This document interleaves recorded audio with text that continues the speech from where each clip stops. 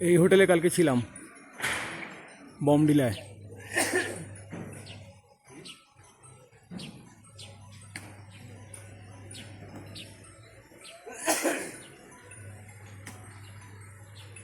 নামব্রুক hotel, নামব্রুক। আমি বমডিলা শহর থেকে বেরিয়ে নিচের দিকে নেমে এসেছি বেশ কিছুটা, আর আমার উপরে এই শহর রয়ে গেল। এখন আমি আস্তে আস্তে নিচের দিকে নেমে চলেছি। আজকে ভুটান বর্ডারের একদম পাশ দিয়ে গুয়াহাটিতে নেমে যাব। তো আমি আস্তে আস্তে দিরাং শহর থেকে বেরিয়ে যাচ্ছি। না সরি, দিরাং না, বমডিলা। আগে আমার দিরাং নামটা মনে থাকতো না, আর এখন বমডিলাকে আমি খালি দিরাংয়ের সাথে ঘুরিয়ে ফেলছি। এই হয় বমডিলা, বম থেকে বমটা মনে রাখতে হবে, তবে কি ডিলা মনে থাকবে।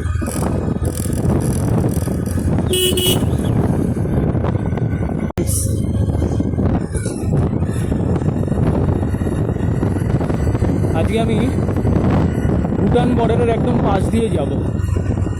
গুগল দেখালো এই রাস্তাটা শর্টকাট, নয়তো যাওয়ার সময় তেজপুর হয়ে গিয়েছিলাম।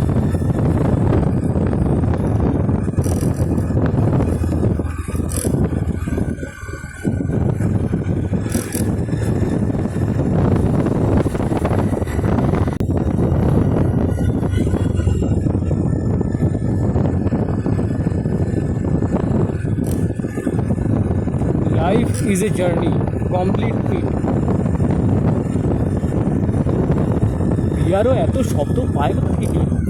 ওদের মনে কোনো একটা স্পেশাল ডিভিশনই আছে যারা এই ধরনের শুধু ছড়া লিখে বেড়ায়। মেবি, নয়তো এত পাওয়া সম্ভবপর না। ডিফারেন্ট জায়গায়।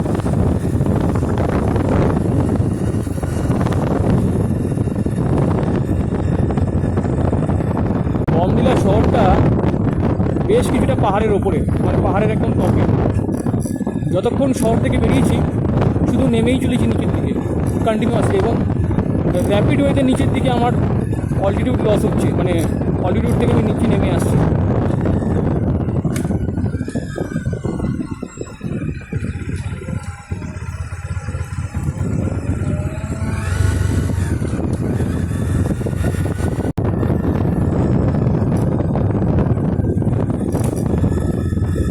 এবার আমার কান বন্ধ হচ্ছে,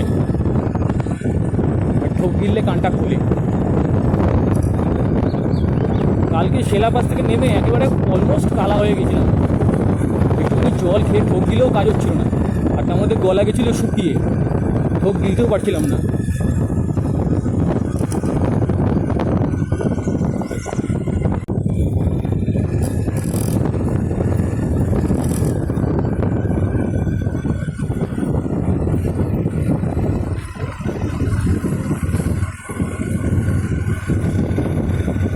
এখন টিপ টিপ করে বৃষ্টি পড়ছে, আর আমি আবার ক্যামেরাটা অন করতে বাধ্য হলাম, তার কারণ অসাধারণ বিউটি, পুরো লাদাখওয়ালা ফিল।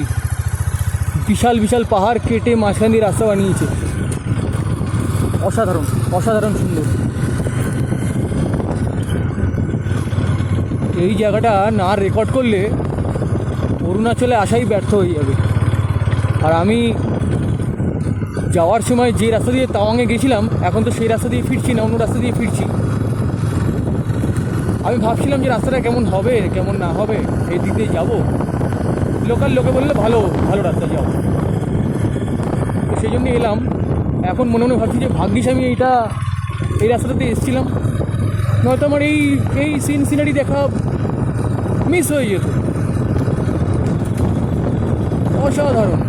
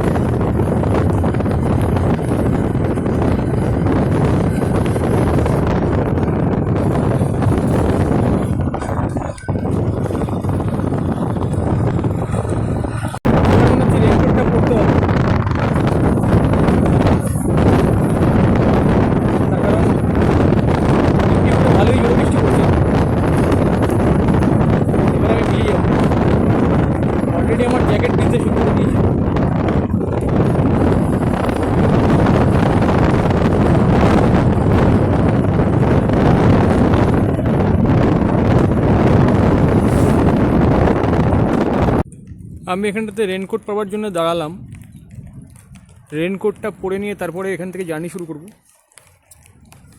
আর আমার চারপাশে কোনো গাড়ি নেই, শুধু পাহাড়, উঁচু উঁচু আর রাস্তা।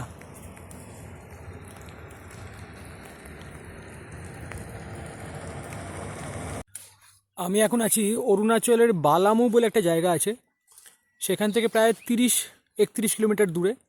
বালামু এই জায়গাটাকে ক্রস করার পরে আমার ভুটান একটা বর্ডারের কাছাকাছি আমি এসে পৌঁছাবো। তারপরে আমি ওখান থেকে আসামের ভেতর ঢুকে যাব। তো লাস্ট যেখানে আমি রেকর্ডিং বন্ধ করেছিলাম, ওই খুব পাহাড়ি জায়গাটা যেখানে উঁচু উঁচু পাহাড় ছিল, এবং আমি বলেছিলাম, মেনশন করেছিলাম যে এখানে বৃষ্টি পড়ছে 1 ফোঁটা 2 ফোঁটা করে। আমার ক্যামেরা চালানোর উপায় নেই, তবুও আমি বাধ্য হয়ে ক্যামেরা চালাচ্ছি, কারণ এত সুন্দর ন্যাচারাল বিউটি যে ক্যামেরা দিয়ে রেকর্ড না করলে কিছু বাকি থেকে যাবে। তো তারপর থেকে প্রায় 40-50 কিলোমিটার চলে এসেছি প্রচণ্ড ঝড় বৃষ্টির মধ্যে, মানে রাস্তায় গাছ পড়ে রয়েছে, এরকম পরিমাণ ঝড় বৃষ্টি হয়েছে। তারপরে এখন একটা জায়গাতে এসে ফাইনালি বৃষ্টি কমেছে, আমি মাথা থেকে রেনকোটটা খুলতে পারলাম, একটু দাঁড়ালাম। যদিও রেনকোট পরার পরেও ভিতরে সব ভিজে গেছে, হাতের এইসব জায়গাগুলো, পায়ের জায়গাগুলো ভিজে গেছে। জানি না জল কোথা থেকে ঢোকে, কিন্তু জল একটা এমন জিনিস না, সামান্য ফাঁক পেলে ঢুকে যায়।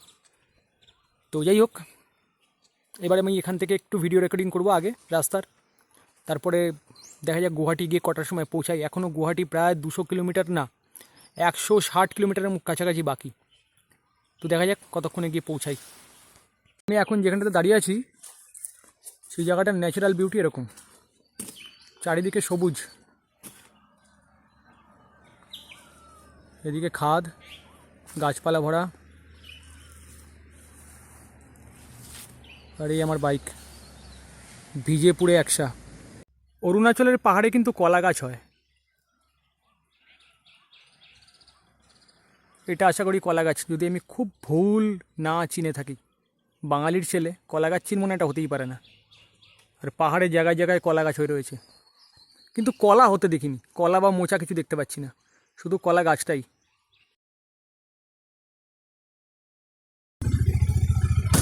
আমি জাস্ট একটু আগে বললাম না যে গাছ ভেঙে রাস্তার উপর পড়ে রয়েছে, এগুলো কিন্তু ল্যান্ডস্লাইড হয়ে পড়েনি, গাছ ভেঙে গিয়েছে।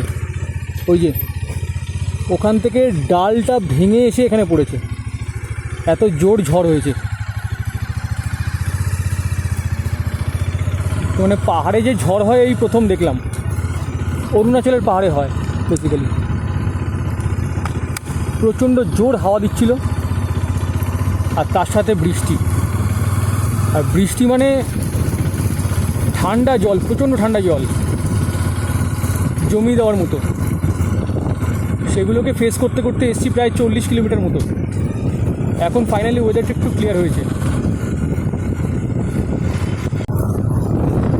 রাস্তাটা চওড়া বলে কোনো অসুবিধা হচ্ছে না, আর সুন্দর ভালো রাস্তা, কিন্তু ওয়েদার মোটেই অনুকূল নয়। মানে সূর্যের তো মুখই দেখতে পাইনি সকাল থেকে, মেঘলা ওয়েদার, আর তার মধ্যে ঝড় বৃষ্টি সব একসাথে চলেছে।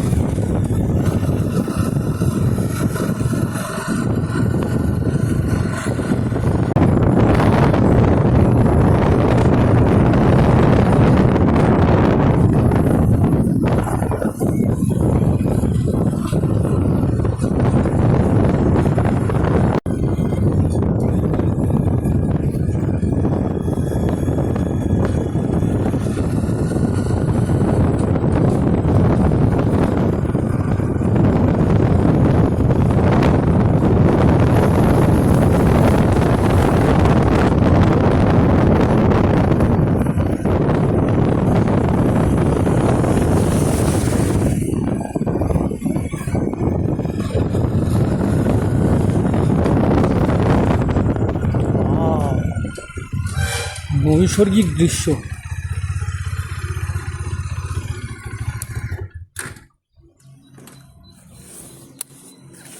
জানি না ক্যামেরায় আসছে কি না, নিচেটা পুরোটা সমভূমি দেখা যাচ্ছে, পাহাড়টা এখানেই শেষ হচ্ছে সামনে, আর এখান দিয়ে নদী গেছে দেখা যাচ্ছে।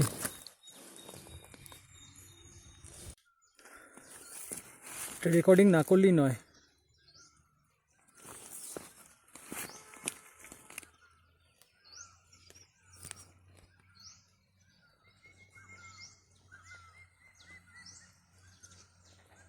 নিচে এঁকে বেঁকে একটা নদী গেছে,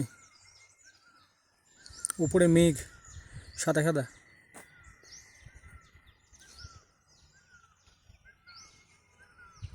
অসাধারণ সিনিং বিউটি।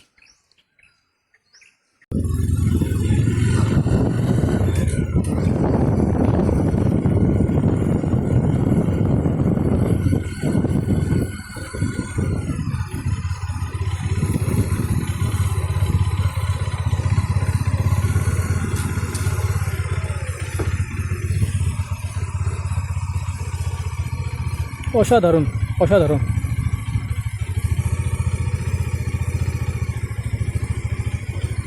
দূরে একটা নদী গেছে নিচে, আর এইদিকে নিচে রাস্তা।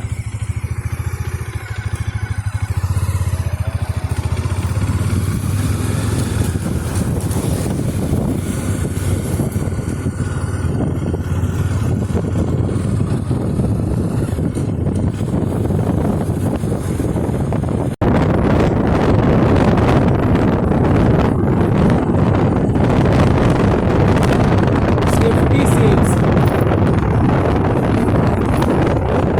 সতর্কতাই বাঁচায়।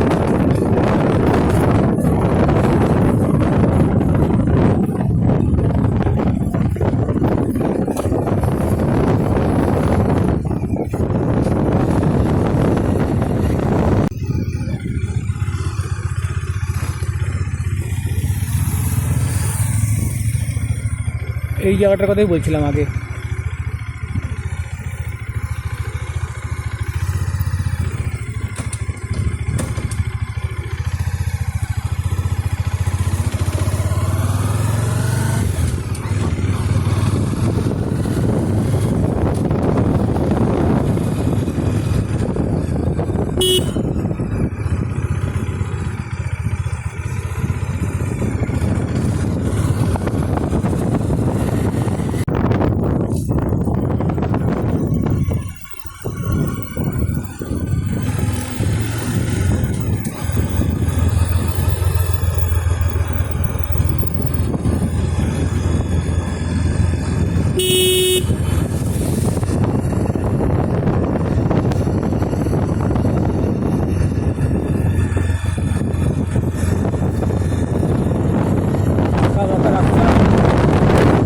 নিচের দিকে চলেছে, মনে হচ্ছে পাহাড়ের জার্নিটা শেষ হলো, কারণ সমতল ভূমি দেখা যাচ্ছে নিচে।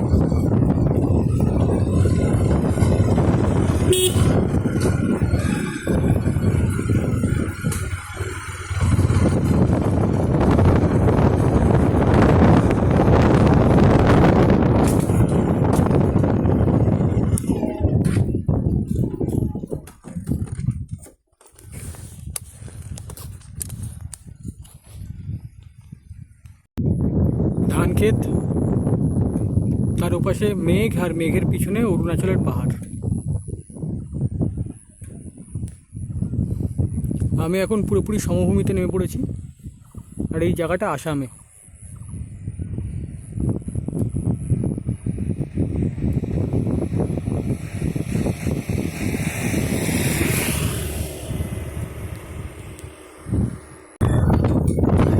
তো আমি এখন অনেকক্ষণ হলো পাহাড় থেকে নেমে গিয়েছি, আর এখন আছি আসামে। এখান থেকে গুয়াহাটিতে আমার হোটেল মা কামাখ্যা দেখাচ্ছে 75 কিলোমিটার, এখন দেখাচ্ছে 1 ঘন্টা 52 মিনিট। হাইওয়ে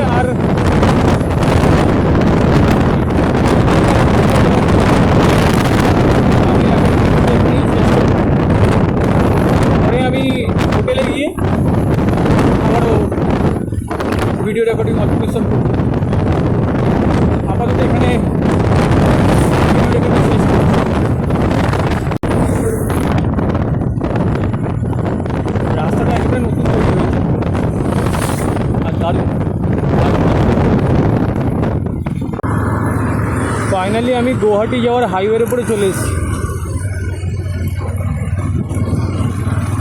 আর এখন সবে সন্ধে সন্ধে হতে যাচ্ছে, 5:30 বাজে, মানে বেসিক্যালি 5:25 বাজে। আমি গুয়াহাটির হাইওয়ের উপরে আছি।